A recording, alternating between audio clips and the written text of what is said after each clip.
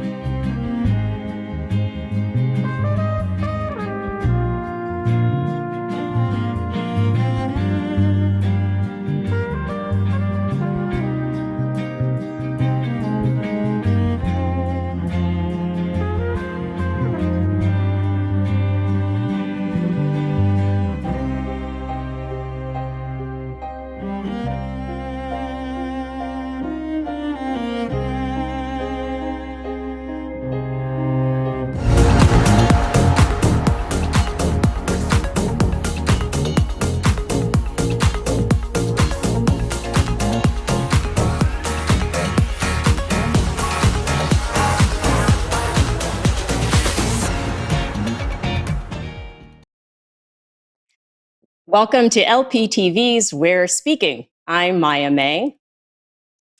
And I'm Lisa Senecal. Every Wednesday, we're speaking with you about the most pressing issues facing our country, but with a twist. Our focus is the impact those issues have on women and on raising up the voices of women working to make real, lasting change and progress. Today, we're talking to two experts about what the Department of Homeland Security calls the biggest threat to our democracy: white supremacy and white nationalism. The mainstreaming of far-right extremism led to the January 6th insurrection, and experts warn it is only the beginning. It really is just the beginning, and it doesn't help that the GOP's strategy to gain power is to fire up the far right with manufactured culture wars. So tonight, we're going to learn about what to look for, what to do if you find something, and tools that you can use to keep your family safe. Because guess what? Colleges aren't the only ones out there recruiting.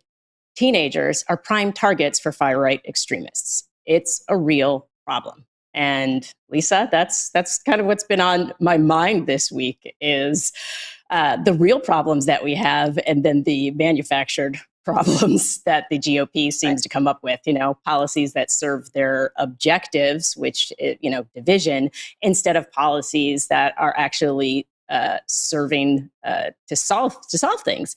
And it's been really, really frustrating, from the anti-trans bills to the voter suppression bills to going down to the border dressed like they're going hunting. That's the way it looked.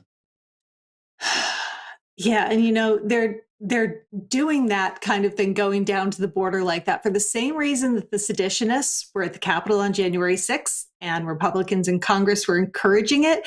It's racism. It's so often that is the bottom line. So companies pulled their political donations from seditious members of Congress. A bunch of companies did. Others said they had, and they've already gone back on that pledge. AT&T is on the top of that list. People ask what they can do, and I asked myself, and I sent out this tweet after I decided to cancel my DirecTV subscription. It felt so good. DirecTV is owned by AT&T, which is why I wanted to cancel it.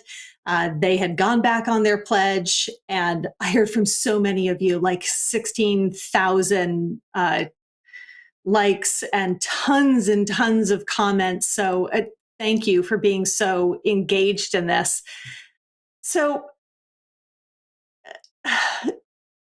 after I did this, which, as I said, felt really good, felt like, this is making an impact. And then today I received this email from DirecTV, which the subject line was, "Lisa, we hear you.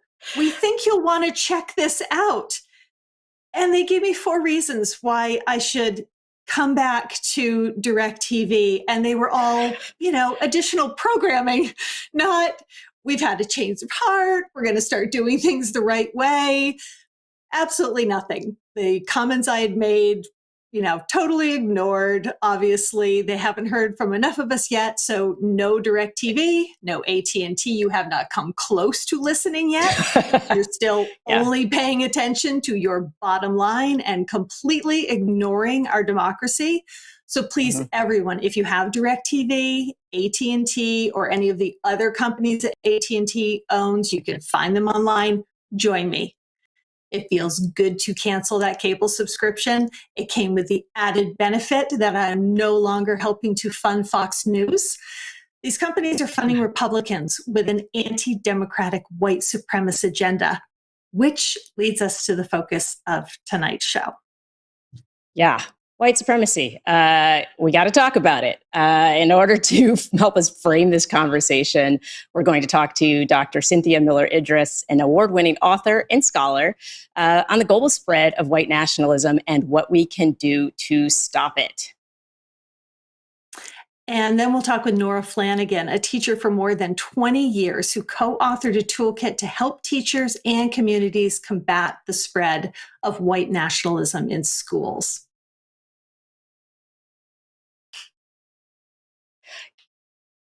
A lot of you are on the front lines, and we asked what were the first signs of radicalization into extremism that you observed from your friends and family. And boy, did we hear from you. Jeffrey Combs tweeted us saying, the first sign was when Obama was elected. Having a Black man in the White House triggered their full-blown, long-hidden racism. We also heard from Judy West on Twitter saying it was 2016 when her dear neighbor was talking nonstop about Hillary and little kids and pizza. Then the FBI raided his house for phony death threats to the pizza shop. She adds, jail time didn't fix him. When he got out, he blasted his car with Trump stickers and slammed her cell with wild conspiracy videos on every topic. Y'all have a lot of stories to tell. Please call us 646-374-8339 and leave us your thoughts. You can tweet us using hashtag We're Speaking, and you can also leave a comment for us on Facebook. And up next, we are going to be speaking with Dr. Cynthia Miller-Idriss. She's here to talk white nationalism and radicalization with us. And later in the show, it's all fun and games until someone loses a democracy. The nominees for this week's Oh, for Fuck's Sake Awards, and play another round of Republicans Against Democracy with one of our viewers. We'll be right back. I'd love to share my story of ending a 30-year relationship with one of my best friends who was never political until Donald Trump. And I had to end it because she was so consumed, and she was just absolutely nasty and became a huge white supremacist and saying horrible things to me, attacking me because I didn't share the same beliefs. She is brainwashed, 100% brainwashed, and in a cult. I think it's happened to a lot of us, and that's super sad.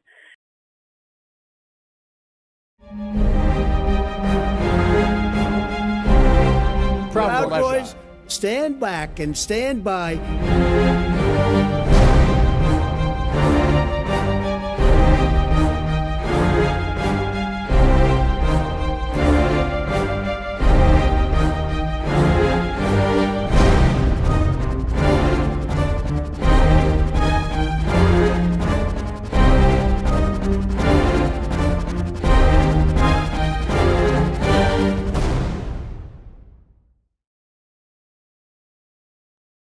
%. That's wild. It doesn't even feel real when you look at those images, but it is very real. And tonight we have with us Cynthia Miller-Idriss. She directs the Polarization and Extremism Research and Innovation Lab, PERIL, that makes sense, in the Center for University of Excellence at the American University in Washington, D.C., where she is also a professor. She is an award-winning author and scholar of extremism and radicalization, who has written, co-authored, or authored 6 books, her latest of which is Hate in the Homeland, The New Global Far Right. She's also an expert on trends in domestic violence extremism and strategies for prevention and disengagement. Congress, the UN, and numerous federal agencies rely on her testimony and briefings.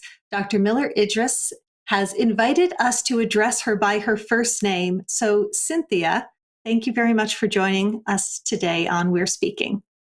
Thanks for having me. Yeah, this is excellent. I spent a lot of time wormholing on white supremacy and white nationalism. And so I'm incredibly happy that you're here to kind of go over this with us. So you'd previously said, it's an ongoing escalation. So it started with spike in hate with Obama in 2008, then mainstreaming normalization with Trump in 2015, 2016, then mobilization to violence, which you saw January 6th. And then this is the one that got me: vulnerable population, mass misinformation, and then more violence. It's a downward spiral. Where does this lead? What is the end game here? Yeah, I think, I hope that January 6th was in many ways a crisis point for the nation in recognizing what had really been patently obvious to so many people for a long time. But I think people just still kept thinking this is fringe, this isn't, it is impossible for it to seep into the mainstream as much as it had. And I think then when you see that and you see the high rates of people, something like 8 to 10% in surveys support even what happened on January 6th across the country. So, we've now had a year of people spending way too much time online in unprecedented ways with more propaganda and misinformation circulating. So it's kind of a perfect storm. And I think this is the moment to really not see what happened on January 6th as the culmination of something, but as a wake-up call about what we might see more of if we don't really start intervening more seriously. When we're talking about this, there are so many different terms that we use. Everyone seems to call the issue something different, whether it's far-right extremism, white supremacy, white nationalism. They're all a little bit different, but they intersect. Can you explain to us what terminology we should be using, and is there some that we shouldn't be? Yeah, so this is a great question because, and it's not just ordinary public that struggles with this. We don't even use the same terms across agencies in the federal government within the US. So different agencies use different terms, and then different countries use different terms. So the classification is a total mess. And that is a problem. And hopefully, it's a problem for communicating about it, and it's a problem for making it clear where the real dangers are. So I use the term the far right to encompass the two major trends in it are anti-government extremism, and which is mostly represented by unlawful militias, but also some other groups, seditionists, et cetera. But then also, hierarchical groups that believe in superiority or inferiority. Most of that is white supremacist extremism in the US, but we also see male supremacist extremism and Christian supremacy and Western supremacy. You see the so-called Western chauvinism described as the Proud Boys to describe themselves, for example. And those are all hierarchies of superiority and inferiority that help to dehumanize others who are not in that superior group. So that, there are other elements to it, conspiracy theories and the use of violence and the idea about an apocalypse and a rebirth. I mean, there's all kinds of fantasies and end points here. But really the two major threads, I think, to understand are anti-democratic, anti-government, authoritarianism on the one side, and then the kind of hierarchies of superiority and inferiority. And so sometimes those overlap. They don't always overlap. Sometimes you have distinct groups. I mean, the one good thing about the entire far right, in terms of, for those of us trying to combat it, is they have been highly fragmented, mostly characterized by infighting throughout most of their history. So they tried the Unite the Right rally in Charlottesville, for example. That's what it was called, to try to bring them together around one theme, and they failed. And so really January 6th did represent a moment where they came together and did unite around one central theme, mass disinformation around the Stop the Steal. And we don't know whether that will continue. Will they be able to coalesce again across the Proud Boys and the white supremacists and the militias and the QAnon supporters, or will they return to their fragmented and infighting kind of state? So hopefully it's the latter. Right. Yeah, I certainly hope so, because I kept saying earlier that they're terrible strategists, like white supremacists. It's like if white supremacy were going to work, it would have done so already. So what are they doing? But you're right in this fact that they did come together on January 6th. Part of their strategy is, regardless of the group, seems to be targeting our youth. You talked about at-risk youth, and usually when I think about that, I think about, the inner city, right? But now we're talking about these young white kids who are feeling alienated. Can you talk about why they're targeting them, how they're targeting them, and how we can stop that? So youth, by which I mean really sort of young people up to the age of 25 or so, are a particular target for the propaganda and recruitment of white supremacist extremist groups in particular. And that's in the US, but also globally, because they're kind of in an identity formation phase. They tend to take more risks. They're very sensitive at that age, adolescence and young adulthood, to trying to figure out who they are. And they're more susceptible to these promises of belonging and meaning that a lot of these groups offer. I mean, we think of them as just negative spaces, these groups, but they do offer a sense of brotherhood, sometimes even of family and belonging. They offer a sense of purpose. They they position the world as one in which there's an existential threat, and you're being invited into it to combat it with heroism. So a lot of these violent actors really believe that they are martyrs for a cause, they're heroes for a cause. It's the same thing we saw, with foreign fighters in the caliphate. I mean, these kind of extremist groups play very much into a positive, almost kind of pull and allure of belonging. And young people can be very susceptible to that, particularly if they are isolated, if they don't have a strong connection or ties to a peer group or sense of belonging. And under the pandemic conditions, of course, those vulnerabilities get heightened. So there's far more isolation, anxiety, a lack of control over their lives. And all the adults in young people's communities, the kind of surrounding network of people who we rely on to notice red flags, whether that's red flags about depression or self-harm or any other, predators that might have contacted people online, or, whatever red flags might come up. We rely on coaches and part-time employers and the parents of their friends, and uncles and aunts and grandparents to notice things.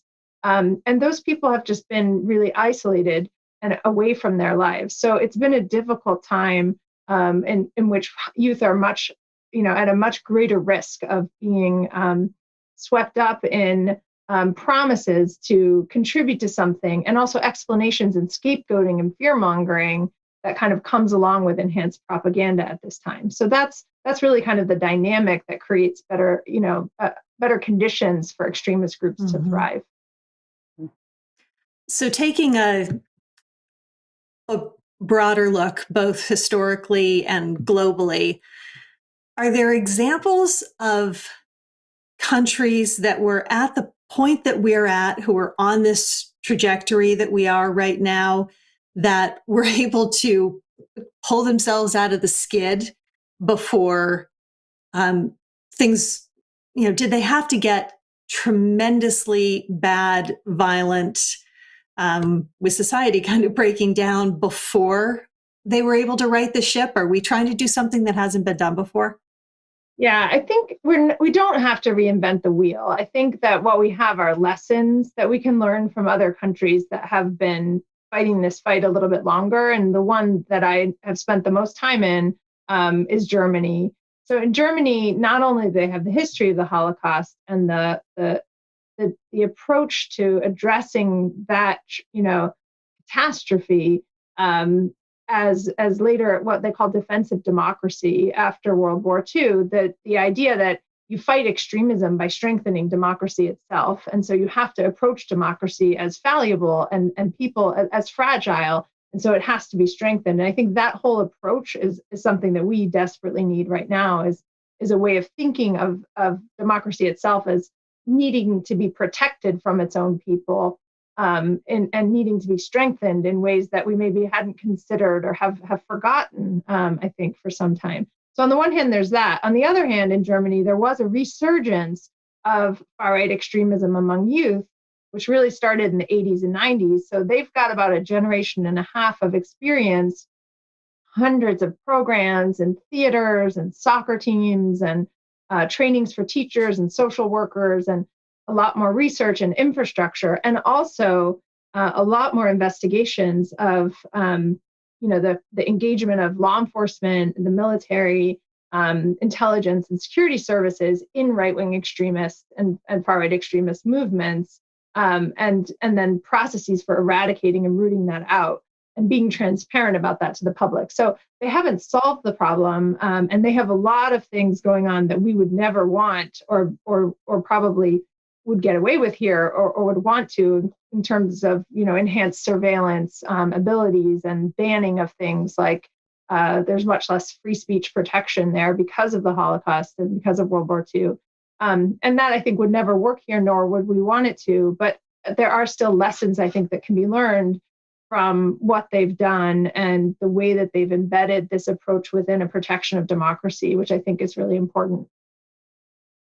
Yeah, I think it truly is how it's framed, right? Like we don't want things to spiral out of control. We all want free speech, but we also don't want to live in a world where we're constantly fearing the other and violence. And because that seems like their end game, as I looked through some of your research, I was like, so chaos. That's an end game. Okay. When you talked about the isolation that kids are experiencing during the pandemic, that also affects adults too. So do you think a lot of the uptick we're seeing is because adults have also been isolated? And will that change when, we're finally able to live our lives again and we'll kind of see that go away? Or is this something that you feel is here to stay? Yeah, I think this is the $1 million question: is can you put the genie back in the bottle? Really, I mean, can you once we've released this and have been seeing this kind of like an infection, spread of hate and of anti-democratic beliefs and tremendous anger at the government, those kind of combinations of things, can that when people go back to their lives, does that dissipate, or does it still stay at high levels? And I think we don't really know the answer to that. We do know, though, that that there is definitely more radicalization happening among older people. And so, after years of fielding questions from parents and principals and teachers about what they could do to address and stem youth radicalization, last summer I started fielding questions for the first time about what to tell kids, teenagers, whose parents they'd lost to QAnon, for example, or who had radicalized. And, there's a whole different set of advice I would give a 15-year-old, like they deserve a childhood and you have to find another trusted adult. And then I would tell a parent. But it was a really heartbreaking moment to realize that we are facing a different moment in the kind of vulnerability and susceptibility in terms of whole groups of people who we didn't really think, middle-aged moms suddenly believing that they're, fighting trafficking rings. So there was just a different level of radicalization and a different group of vulnerable people than we'd really seen before. One of the frustrating things that I think all of us encounter on social media a lot is the memes that are generated now that are intended to be racist or misogynistic, and they are feeding the teens and older.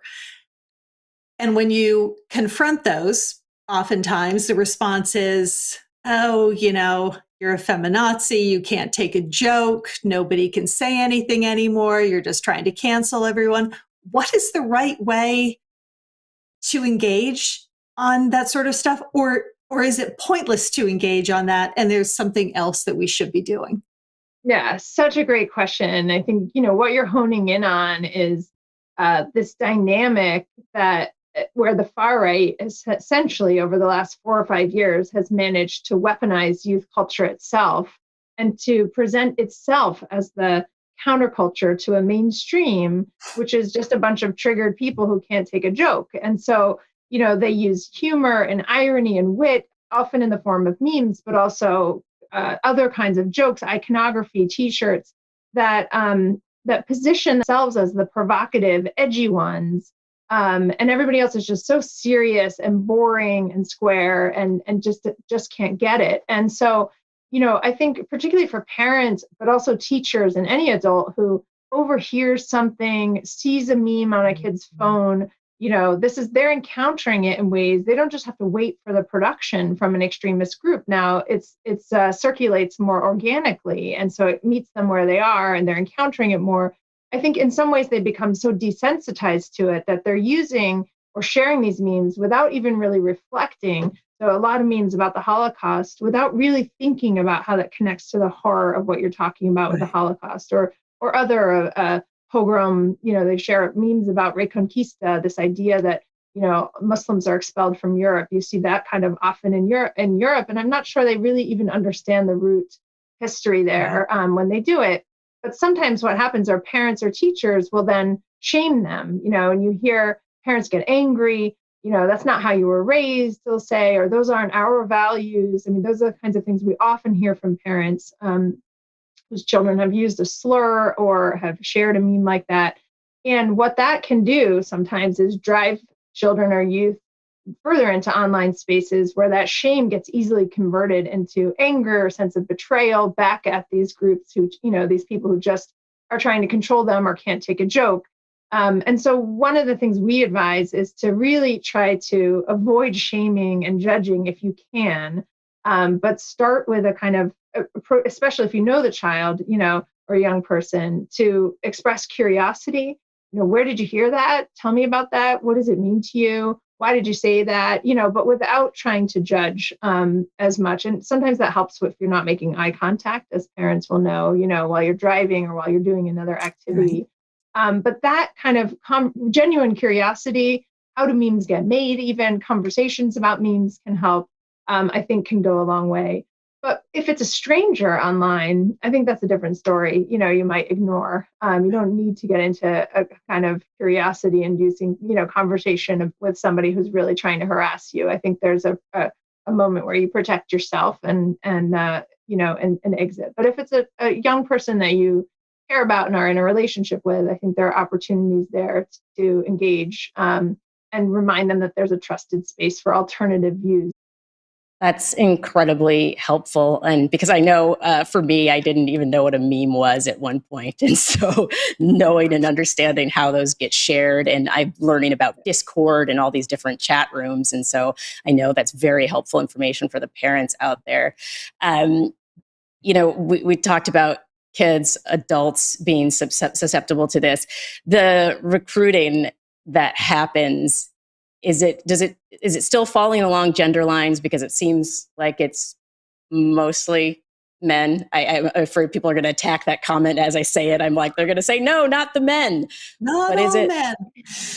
Yeah, men are heavily targeted still. So young men are really heavily targeted, particularly with language around defense, right? So because they can engage online in spaces and places, on YouTube, on different kinds of channels that connect with hobbies that maybe don't force them out of the home into uncomfortable spaces that are driven, that are dominated by men. So in the past, where women were just the helpers for white supremacist groups, sewing the Ku Klux Klan uniforms or making the meals or raising the children, they can play a much more active role in these online spaces without facing as much of the direct misogyny that they might experience in the movements themselves. So it's a mixed bag. I would say women's roles are growing and changing. And we saw that for sure on January 6th with a lot more women actually in the Capitol and even participating in the violence. And then, of course,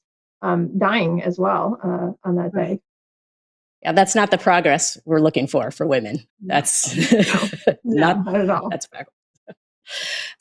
So grateful that you could shed light on so many of these issues, especially this attempt to unite the right and the far-reaching aspects of this movement. We definitely would love to have you back on, because this is a conversation that is unfortunately ongoing. Yeah, happy to come back. Thanks for having me. It's really great questions and enjoyed the conversation very much. Well, thank you very much. This was Thanks, Cynthia. Really helpful. Great. Take care. Yeah, I know, right? You have to take a deep breath, because it's like, it just feels so bonkers. And I'm like, how are we moving backwards? And now with social media, the ability to target our kids without our kids being able to see it, like without us being able to see it. Like when I was a kid, my parents knew who I was hanging out with because I had to hang out with them physically. Now it's like, you can't, unless you're putting a hacking device on your kid's phone and an app where you can check and see what they're doing and, violate all their privacy. Yeah. Yeah. This is tough. I remember the big, difficult transition for my mom and dad was when I went from the little K-8 school that I had gone to, where, all the families had really gotten to know one another, to moving into high school, where it was, a school that there were probably 8 or 10 different towns that were all feeding into it. And so a lot of my friends were people, they had no idea who they were. And that was really frightening and difficult for them. We're light years away from that now. And that sounds so quaint. And you have to learn like the names of another half dozen friends that I'm going to have, and maybe get together for coffee with their families if you really want to get to know them. Now we have no idea. The contact is just infinite that our kids can have. And if we think we're good at keeping up with them, then we're really kidding ourselves because they're 8 or 10 steps ahead of us all the time. Oh yeah, apps to hide other apps. I mean, that itself is a wormhole, and so we have to do our best to try to keep up and to stay vigilant and pay attention, and apparently not just with our kids now, but also with our friends and family. Right. Yep. So. All right, we're going to take a quick break. We are going to have more of what you have to say to us and our next interview in just a minute. I noticed my friend change really years ago, as soon as Trump took office. Her whole ideology shifted to where she actually believed in the child sex gate. And I just couldn't believe it because she's intelligent and she's a Christian and we normally can talk about things. And I tried to get her to understand that that just wasn't true.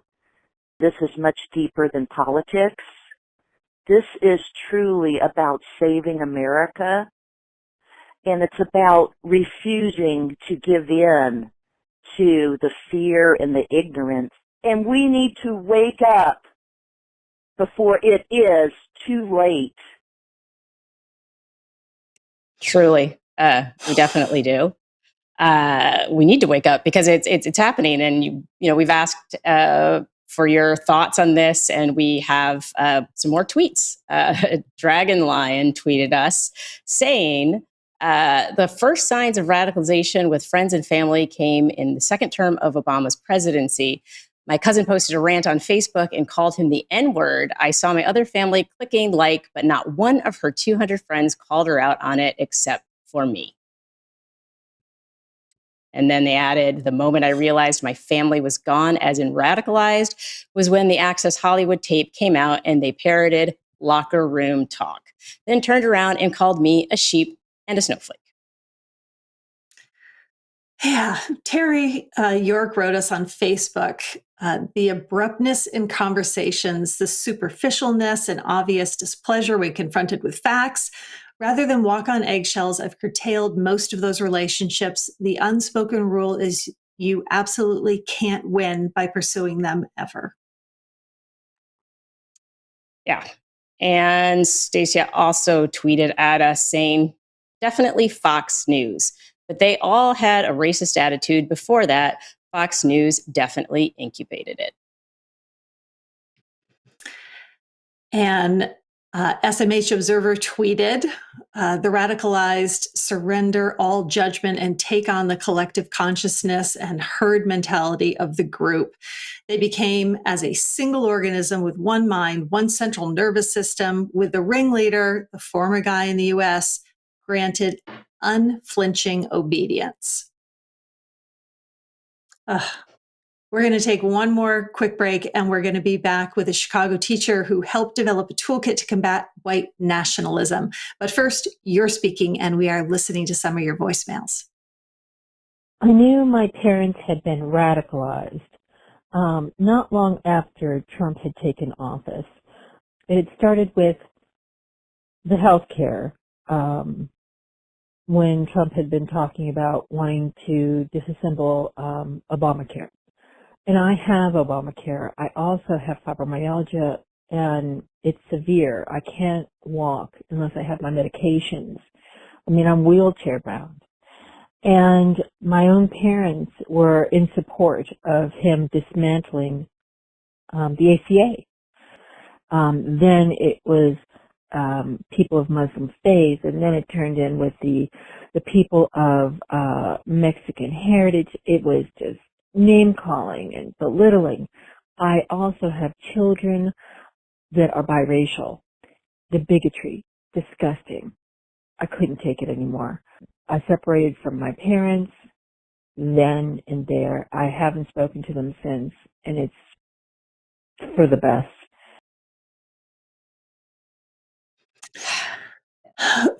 Fortunately, our next guest is someone who is working really proactively and working on the answers to help us. For more than 20 years, Nora Flanagan has been teaching high school English in the Chicago Public Schools.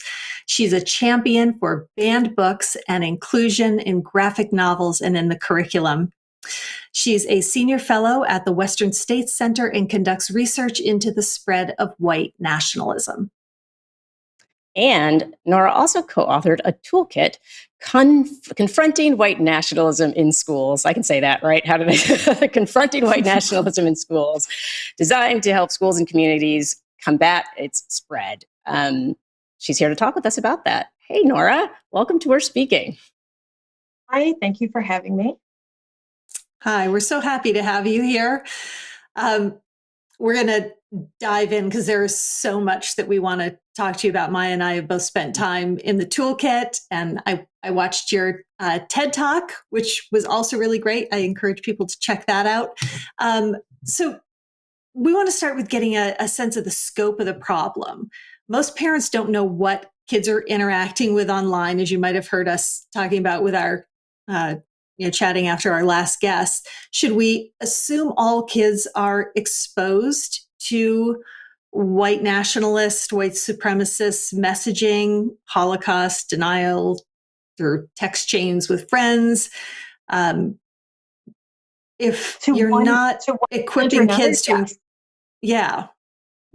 Yes, they maybe not as overtly or explicitly, they may not even know that that's what they're seeing, but between their remote learning environments and just the internet that they consume and the algorithms on different platforms, at some point or another, yes. Both of my own sons, who are 14 and 10, yes. Yeah, and I think it was just, I'm actually from the suburbs of Chicago, from Downers Grove. So I was exposed to it in high school with students wearing, neo-Nazi stuff around school. And I am just super curious about the experience right now going on in Chicago, because I know there was a thing with Jones College Prep that happened the other day. So they're definitely being exposed. But what are, what are some of the signs to look for parents, and so that they know what this symbolism is, these things? If you could kind of share a little bit of that with us. Before I get into that list, I'm so sorry that happened to you in high school, and I think it happens near universally for our high school students and a lot of our grade school students. So I'm sorry that you encountered that. And I'm sorry that it's continuing to this day in my own city. Some of the first signs we see are avatars. And as Cynthia mentioned, memes and these seemingly harmless, it's just a joke, pieces of media that get shared among students, but sometimes not even intentionally or explicitly shared. I mentioned avatars a couple of times. That's something that I've seen at my school, at my kids' schools, and that I've heard about from a lot of other educators. As soon as everyone went online, one of the few immediate things you could see and know about a student is the avatar that they use in their remote learning classroom and in the online platforms. So that has become a bit of a game of how subtly, but also clearly, a student can kind of fly a flag of extremist dabbling before an adult intervenes and says something. I've seen so many Pepe the Frog avatars that it's just ridiculous. But they get more subtle than that, even, where a couple of times I've had to do some Googling because just something looks dicey. It is. And so that's been an initial sign in the remote learning setting. Another one that I'm constantly talking to parents and teachers and administrators about is sourcing the materials that students cite in their work. Teachers probably shouldn't be fluent in extremist podcasters and YouTubers, but when students start citing those people and those organizations as sources in schoolwork, we know we've got some work to do. So one of the things I always advocate for is for teachers to include the vetting of sources and the legitimacy of sources in their assessment rubrics. I also talk to, beg administrators and districts to hire certified librarians to teach our students how to vet sources and to work on media literacy, because that's one of the early interventions, one of the proactive steps that we can take to strengthen school communities against this infiltration before it even happens. So I would say those are the big 2 or 3 over the last few years that we've really seen increase. Well, what you were just describing was in part what your toolkit encompasses. Can you talk to us about the origin of the toolkit, how you recognize that it was something that teachers really needed to have, well, and beyond teachers, educators, communities, libraries, just people needed to have this resource in their hands. What was that moment and how did you create it, and what's the resource now for teachers? So it really grew out of a conversation among educators who were seeing increase in incidents, an increase in the boldness of those incidents, but also an increase in the kind of insidiousness of these incidents. And we were lamenting out loud that there was not a resource for this. There are some incredible curricula and resources for teaching against racism by a number of organizations, but there was nothing to specifically address issues of white nationalist rhetoric and ideology and recruitment in schools. And if you've ever been part of one of those moments where people are standing around saying, somebody really ought to do something, and then there's an awkward silence, and you're that person. Oh, maybe that's me. That was us. My 2 co-authors, Jessica Acey is another educator in Portland, and Lindsay Schubiner is a project manager and a program director for the Western State Center. And the 3 of us wrote it initially across the country from one another, and then we got together for a long weekend of writing and editing. And we've been teaching around the toolkit since then. We traveled all over the country, and in the year that everything's been shut down, we've led a lot of online workshops to train trainers and teachers and parents and youth workers on how to use this as a resource. That's excellent. And I'm hoping that administrators across the country see this as a real need. I remember when I was a kid, there was, and maybe there still is, dare to keep kids, dare say no to drugs, just say no. Is there a dare to say no to white supremacy? Do we need that? Is it at that level where it's like, oh, this is something we need to stop right now? There needs to be an assembly. One of the things we talked a lot about when developing the toolkit was how to sell it. And I say that loosely because it's free to administrators. And one of the things we did is we made it like glossy and pretty so that you could slip it into your principal's mailbox, because nobody likes receiving a 50-page PDF. So I recommend getting hard copies to share with administrators. But also, here's a secret. No administrator wants to be the school with the Nazi problem. So when you speak to an administrator and kind of explain to them, like, this is happening at city schools, this is happening at rural schools, suburban schools, diverse schools, monochromatic schools, it's happening everywhere. Why don't we get ahead of this? Why don't we not be the next school in the news? And even the most myopic administrator, and I'm lucky to work with wonderful administrators who've taken a lot of proactive steps, but even the most myopic administrator will hear something in that pitch that speaks to them, I have found. That's wonderful to hear. It's really reassuring. When my sons were in middle and high school, administrations were often not as open to some of this new work that needed to be done. So I'm excited to hear that that's your experience.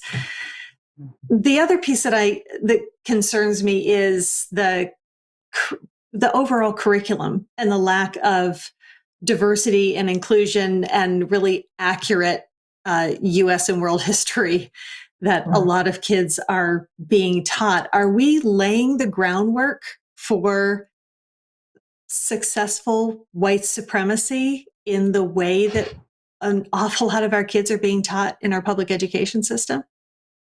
That's such a great question. I'm going to just take a sec. That's one of my favorite questions I think I've been asked in this work. Because here's the thing. No anti-racist event, speaker, toolkit, anything is going to hold up if your curriculum doesn't reflect those same values. Because the thing about teenagers is they're really sharp and they can smell bullshit a mile away. And if you tell them out of one side of your face, like, look how anti-racist we are, and then they go into their English class and it's all books by dead white guys, you've lost them. You've lost them because they see you as dishonest. And the same goes for history classes and, frankly, math and science. I mean, we need to decolonize our entire curriculum across classes. So there are bigger conversations to have than just, if the only conversation you have is around this toolkit that I helped develop, or if the only conversation you have is around Black History Month, and then the rest of your curriculum and the rest of your school year are overwhelmingly white in every way, that doesn't really do much. In fact, it may make things worse because it communicates a certain tokenization or, momentary appeasement instead of a paradigm shift, instead of a values shift, instead of a school climate change. So these are all things I have all the time. Well, because we're seeing so many attacks on diversity and inclusion efforts in schools. Like I think in Florida, they're not even allowed to implement it in the curriculum right now. And so, you speaking about this multifaceted approach that we need is so important for people to hear. My question is, because we have seen that I'm 43, so this has been happening for quite some time, right? So what happens if we don't do anything? What if we just ignore it? What happens? Does it go away? Is it a phase? It doesn't go away, just like it didn't just start. I mean, white supremacy and white nationalism are kind of baked into America's history, and it's not going to go away. If I had to venture a guess, we'll just keep seeing news stories and keep wringing our hands and keep wondering, what do we do? And keep trying to reinvent the wheel every time one of these incidents pops up. But the thing is, that's what made us create the toolkit in the first place, was we saw this repeating and repeating and repeating with no new approaches and no new resources. So if we don't do anything, we'll just keep seeing the same things happen, and sometimes they will be deadly. James Fields, I hope I'm getting that name right, who killed Heather Heyer at the Unite the Right rally in Charlottesville, expressed his views in his high school classroom. He did projects that projected his ideas about Muslims and other marginalized groups in the United States, and everybody laughed it off and thought it was no big deal and wrote it off as that's just him. And then he killed someone. So if we do nothing, I mean, the news stories keep happening and the incidents keep popping up, and we'll just keep kind of going in circles. But if we plant our feet and say, this is not okay, if we say this is not who we are and we actually mean it, and then we follow that with action, we might get somewhere.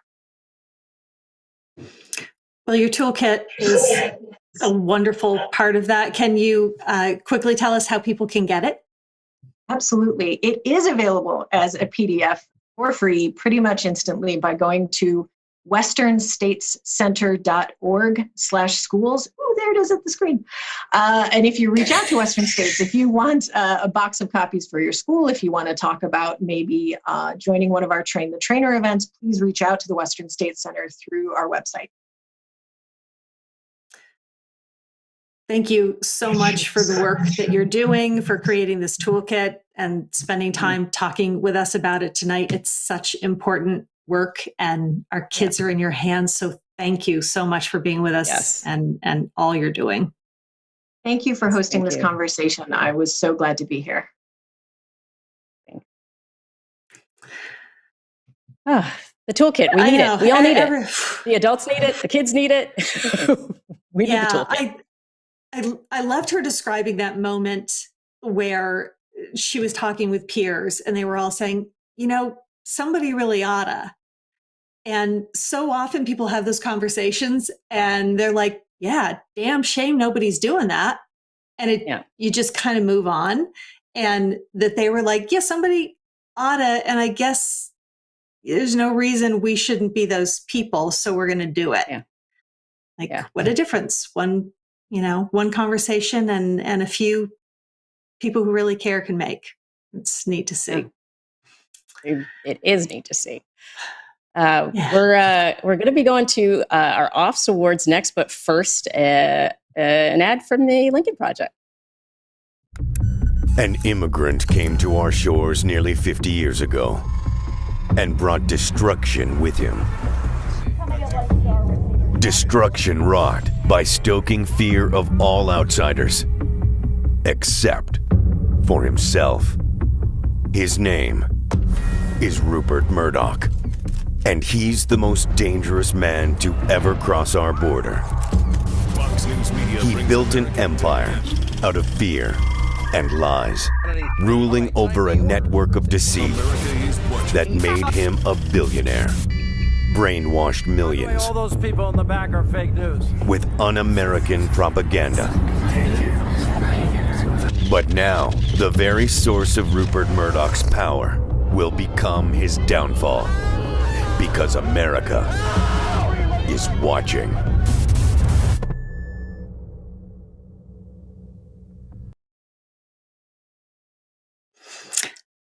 Okay, time for a little palate cleanser.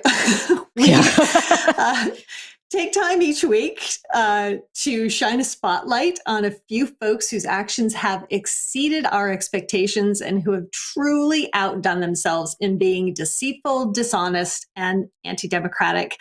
And we give them an award for it, our Oh, for fuck's sake award. It's our way of saying, you're horrible, and we see you. Folks, here are this week's nominees.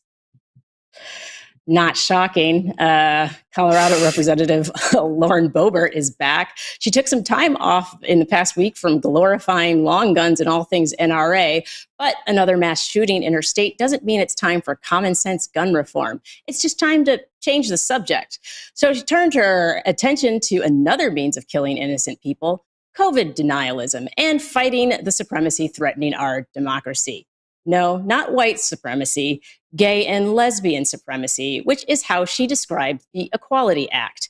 If it had been 10,000 LGBTQ folk at the Capitol on January 6th, we would have been talking about how long Washington's going to be cleaning up all the glitter, not a violent insurrection. Not worried about it. And nominee number 2 is Governor Brian Kemp. Maybe we shouldn't make fun of Brian. He has an increasingly common condition among Republicans called situational integrity syndrome. Flare-ups occur when the sufferer is worried about too many Black people voting. He had a nasty case when he was running for governor against Stacey Abrams. Fortunately, Brian was sitting Secretary of State overseeing campaigns and elections, including his campaign for governor. And damned if he didn't squeak out a win. Now he's managing his condition by signing sweeping voter suppression into law. And you guessed it, it creates disproportionate hurdles for Black voters. Shocking. Our final nominee believes in protecting the people's rights to party during a pandemic. Florida's governor, Ron DeSantis, opened the state up 100%, no mask, no problem. If you liked Florida in 2020's Pandemic Party, you'll love the sequel, Pandemic Party 2, totally drunk and barely legal. The stars of this horror flick are now making personal appearances throughout the U.S., so you too can be a part of the fourth wave of COVID-19.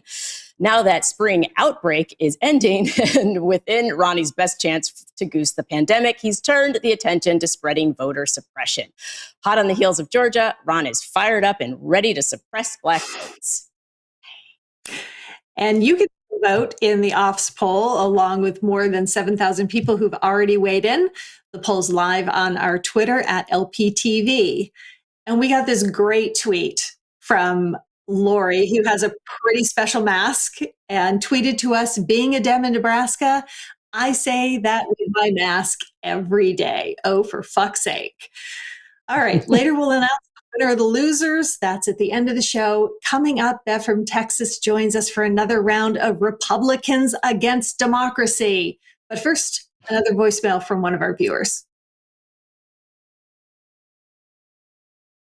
Hi. So, in responding to your Facebook post about the first signs of radicalization into extremism that you observed from a friend or family member, I can say that I slowly started noticing this person no longer liking any posts on social media that were anything that was even moderately liberal. I noticed if any discussion was brought up about politics, it immediately became about the wall and about that woman, Kate Steinle, in California that was murdered, and immigrants were doing it. And it just started to get this like hardcore, like kind of anger beneath the surface of any type of political or social issue chatter. And it never changed. I really feel like they have fallen to the cult. The cult. That's what it is. And it's that time when one of our Lincoln Project viewers is going to join us to play Republicans Against Democracy and win bragging rights, and better yet, new Lincoln Project gear. Yeah. And this week joining us is Bev from Texas. Hi, Bev. Welcome to the show. Hi, thank you all for inviting me. Looking forward to playing. I told the producers, I am completely neophyte. I have not watched any news this week.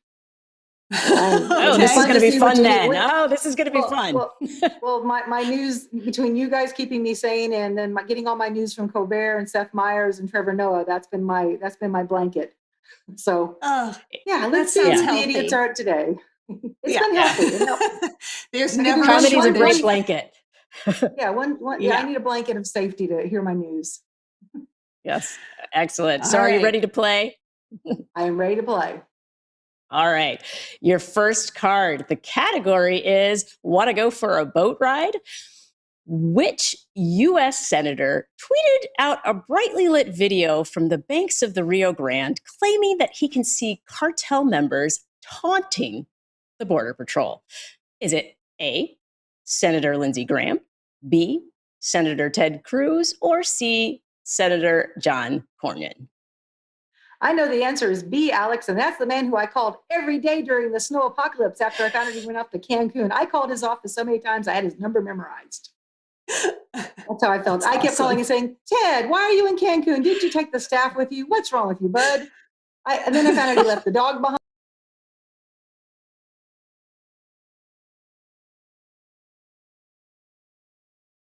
Sadly correct. Yes. Yes. So, yes, unfortunately, that was Ted Cruz of Texas. Leave it to Ted Cruz to expose a new crisis at the border that we'd all missed.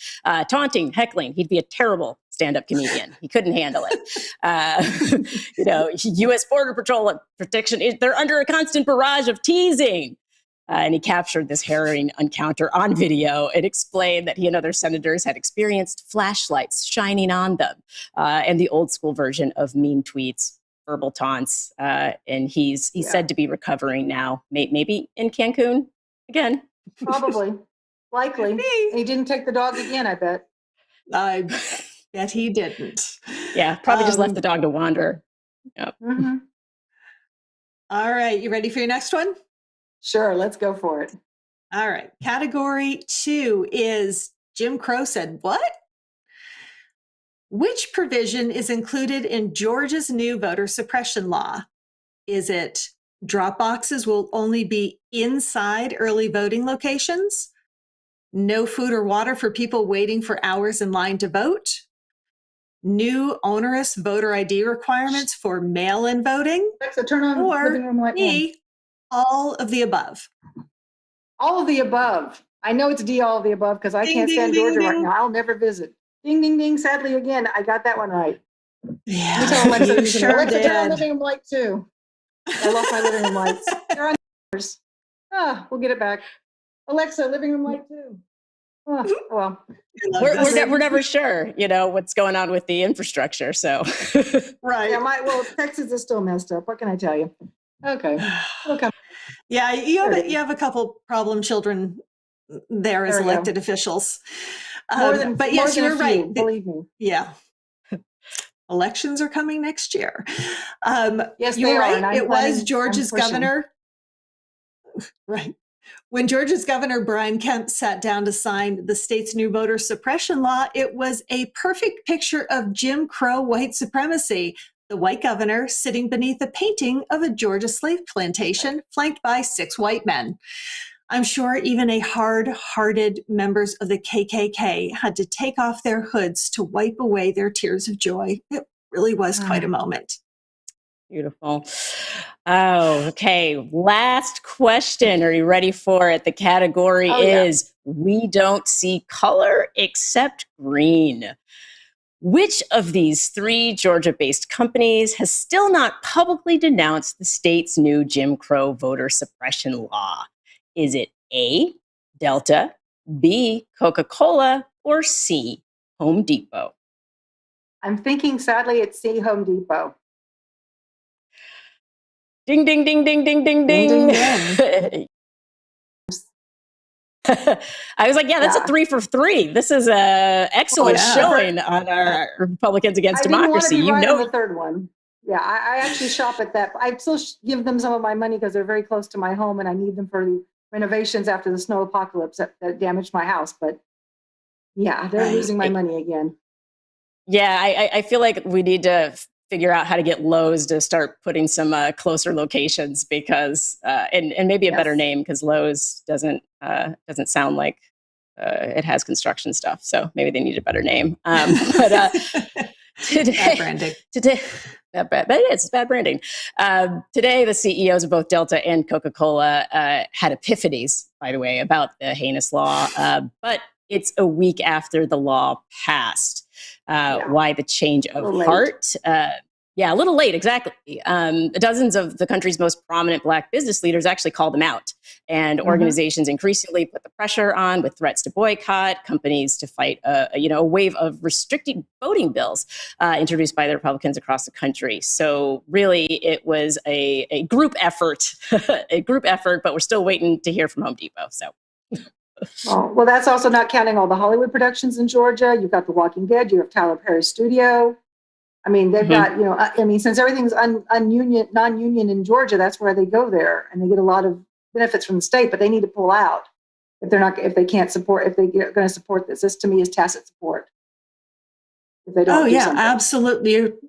Totally agree with you, Bev. 100%. They need to be showing where they stand on these issues by pulling their business. Top to bottom. Yeah, from the get-go. Totally agree. Well, Bev, you were 3 for 3. Thank you so much for joining us, for being so informed. We love having you play along, and you are going to win or lose, but you obviously won. You're going to be getting LP gear, which people can check out at lincolnproject.us. And that is our new cap that is in, which is super cool. And I do not have one yet. But thank you again, Bev. It was a blast having you here. You're wonderful. Thank you. Oh, and my cat's name is Corey, by the way. That's Corey who's been sitting there. I see Corey in the back. There's Corey. Oh, wait, has Corey been feeding you the answers? Corey's been feeding you the answers. It's like a smart cat. She's sleeping. No, she's been going when the kitten has not been bothering her, so she's actually happy that there's no kitten. And she's very busy. It's bath time. She is. But thank you for talking to the state of Texas. And just to let you know, the state of Texas, especially the Austin area, is still very hard hit even a month later from the snow apocalypse that we went through. I know it only seemed like it was a couple of days, but it was more than a week for a lot of people with the power loss and utilities losses. And I still know people, I tried calling for some non-emergency plumber usage I needed because I learned things from this accident because we're not geared for cold weather here. And the plumbing companies still in the area are still overbooked trying to get people up and running still. And there's shortages of building materials, contractors, et cetera, because of this now. So many people I had home damage as well. So a lot of people had damage. I'm so sorry. So much of it was completely avoidable. Could it? Oh yeah, it was crazy when you were calling the number they said to call. If they said, "Oh, it's more than an hour on your rollover of your time without power, you should call us." And you're like, you call and they're like, "Oh yeah, we might get around to giving you power again." It was like that show Snowpiercer. We're in the Texas was the tailies. If you know that movie, we're the tailies. I don't, but now I definitely want to watch it. Yeah, the TV show has a lot of political allegory that they've got currently running, and the movie does as well. Oh, as far as class and who gets to have what and resources and things. Yes. I love a good movie recommendation. Goes out to you and the folks in Texas. We wish you all the best and a rapidly increasing rate of recovery for all of you. Thank you again for being here with us. Well, and thank you for being part of the Leakin Project. You guys were part of what kept me sane. Oh, thanks. Thank you. I'm proud to be a part of the Leakin Project myself. So, yes. We are proud to have you. Thank you. Yes, we are. Thank you. Thank you. Have a great night. Y'all have a great one. You too. I love our viewers. They're so informed, incredibly informed and funny. Yeah, we have Yeah, we see it every time we go back and check social media afterwards. It's amazing. You guys are stellar. Very funny. Yeah, I know. I was like, we read the comments. Do know, like I scroll. You know how some people doom scroll? I don't doom scroll. I joy scroll through the comments on Facebook, and I read them. I'm like, oh, okay. People are paying attention and they're learning stuff. So hopefully, y'all are all learning stuff tonight and going to get that toolkit and things. But yeah, I talking about what's going on in Georgia, all of these people coming together to make a difference, it shows that one, Black economic power does matter, right? It does make a difference, but also organizing efforts. Like sometimes I feel like there's competing efforts where people are like, oh, this way is going to work, this way is going to work, but it's all of these things coming together. Yeah, and the economic power does matter so much. And we are a capitalist society. I don't see that changing anytime soon. So if we really want to have social equity and morality and mobility, you have to be a member of a group that has economic power.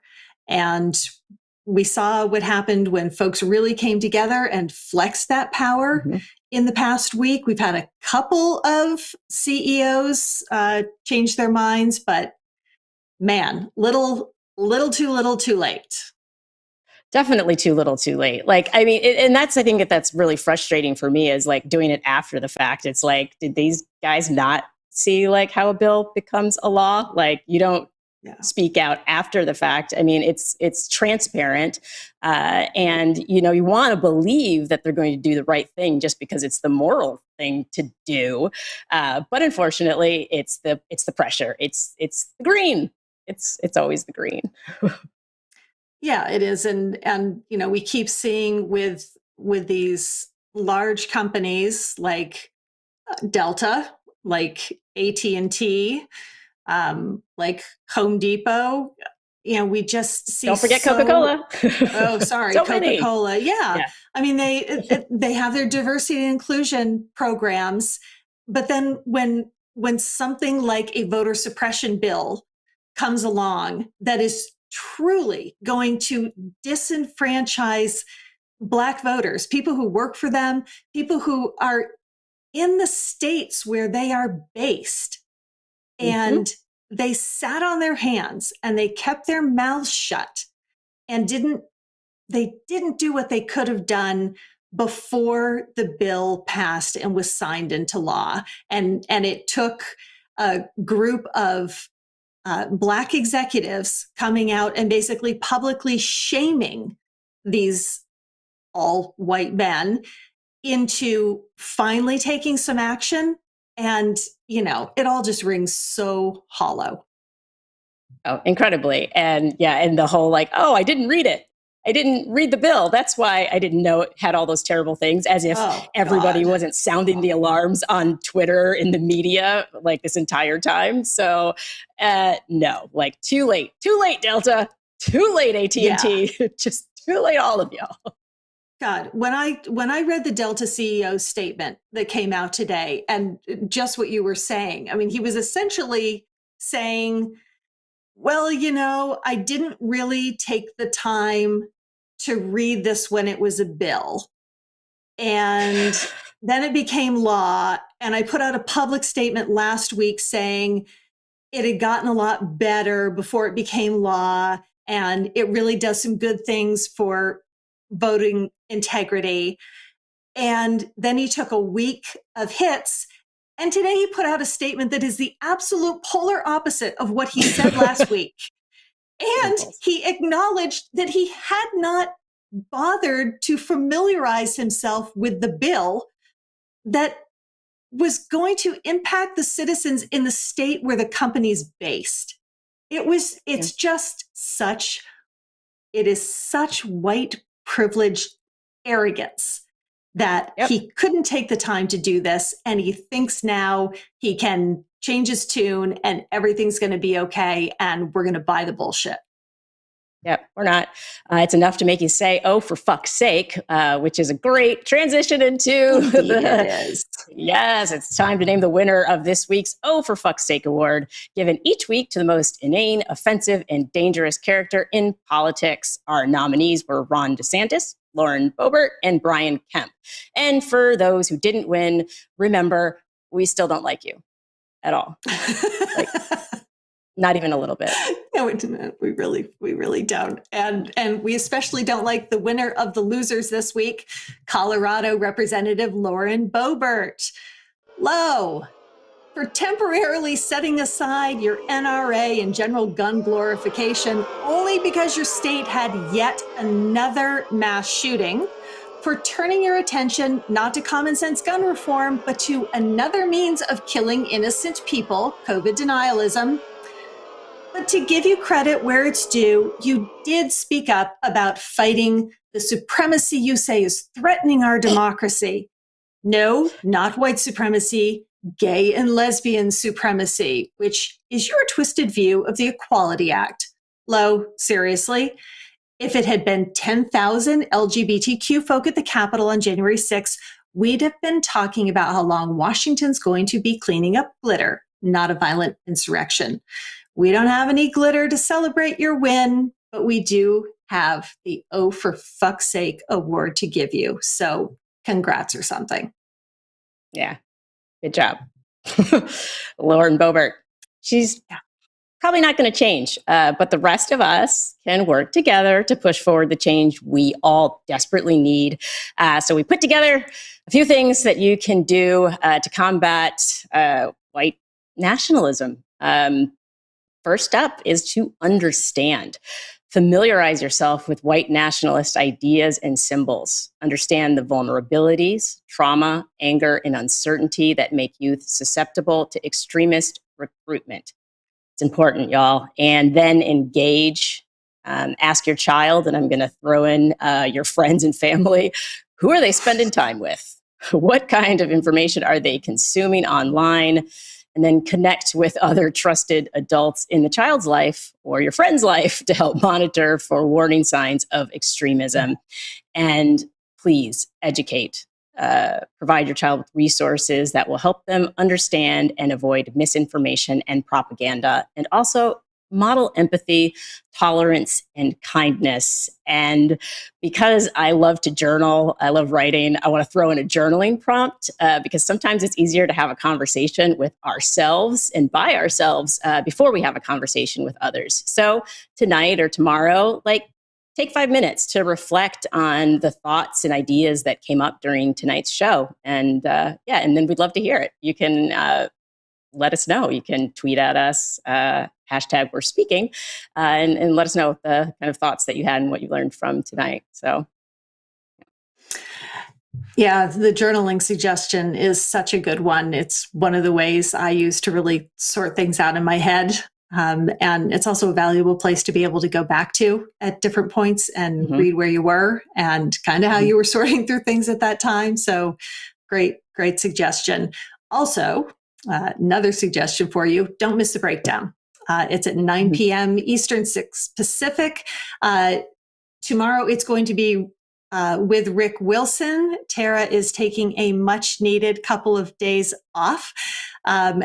Rick's guest is going to be Peter Schorsch, the publisher of FloridaPolitics.com. And make sure you catch the Lincoln Project podcast latest with host Reed Galen.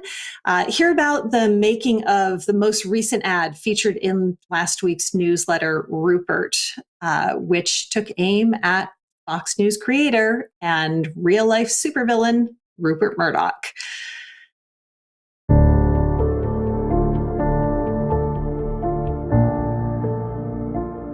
Rupert Murdoch has had this unfettered arc of power and expansion in this country without ever having any kind of accountability or consequences for the things he's done, which has put out a wildly alternate version of reality that has led to people believing things that simply are not even vaguely true.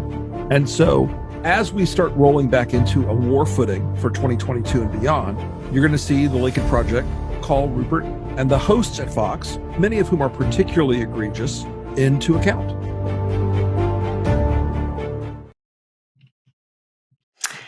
You can subscribe and listen to the latest episode of the Lincoln Project podcast on Apple Podcasts, Spotify, Google Podcasts, and wherever podcasts are found. Yes, and you can hashtag us at We're Speaking. You can leave us a voicemail. As you can see, we use them in the show. You can text us, write to us on Facebook. We will be back next Wednesday at 9 p.m. Eastern, 6 p.m. Pacific on LPTV, the Lincoln Project's YouTube, Facebook, and Twitter. After the show, I'm still full of rage, but I'm feeling optimistic. We have the tools that we need to create change. We just have to start implementing them. And before we go, I forgot to ask you, Lisa, about your hat. You're wearing a beanie tonight. Tell me about the beanie. I am wearing a beanie tonight. This is the Team Beans beanie, and it is part of a fundraiser. There is a very lovely family who are members of the media, and they had a daughter go through a terrible struggle with brain cancer. She was only 9 years old when she passed away. 9 months old when she passed away on Christmas Eve. And so this is a fundraiser, the Pan Mass Challenge. You can check it out. I tweeted about it. So go to @LC Senecal on Twitter, and all the information is there. If you're able to donate, all of the funds that are raised, it's a 200-mile bike ride. All the funds that are raised do go toward fighting childhood cancer, which obviously is near and dear to all of our hearts, but especially Francesca, better known to all of us as Beans. And so, yeah, if you're able to donate, please do that. Very good cause. And next week, we are going to be talking immigration. We're going to talk about how broken our immigration system is and the value and all the contributions that immigrants have made throughout our history and continue to make when they come to our country. We're going to talk about the dire conditions in their home countries, what wasn't done over the past 4 years that could have helped stem the flow of immigrants coming here if they were not terrified to be in Central America. And, they bring a hope for a better future of what might be possible in this country. So we want to talk about their contributions and also what they're facing. Yeah. So we'll see you next week. Thanks, everyone.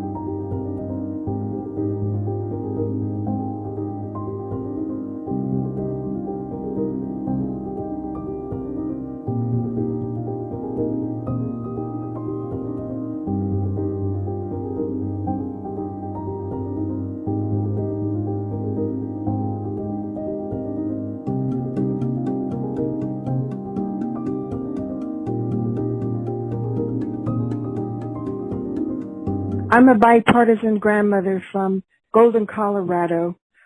I am very sick and tired of of the way men have run this country and this world for thousands of years. It's time for accountability. Now, I'm ashamed of the way all too many males, particularly the GOP, have conducted themselves for the last 50 years, particularly. The whole country is caught up in the web of greed. And that's not female greed, that's male greed. That's corporate, 1% government, Wall Street greed. So it's just time to call it like it is. And women have always been pretty good about doing that. We've changed some amazing things, but we have to be together, get together on it.